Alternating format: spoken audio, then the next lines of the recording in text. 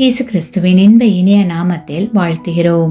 இன்றைய வேத வசனம்: நாம் நிர்மூலமாகாதிருக்கிறது கர்த்தருடைய கிருபையே, அவருடைய இரக்கங்களுக்கு முடிவில்லை, அவைகள் காலைதோறும் புதியவைகள். புலம்பல் 3ஆம் அதிகாரம் வசனங்கள் 22 மற்றும் 23.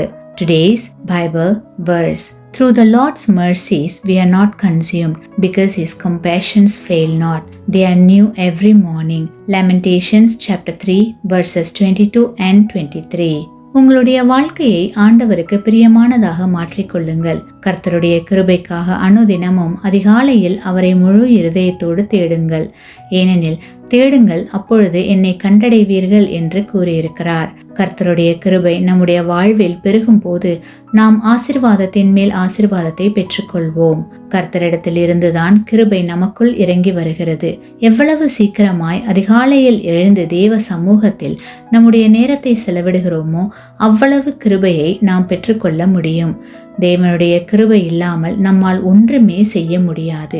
அதிகாலையில் தேடுகிறவர்கள் என்னை கண்டடைவார்கள் என்று வாக்களித்திருக்கிறார்.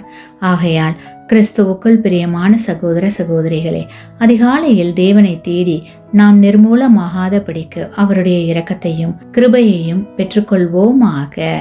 ஆமேன். நீங்கள் பெற்ற இந்த ஆசீர்வாதத்தை மற்றவர்களோடு பகிர்ந்து கொள்ளுங்கள்.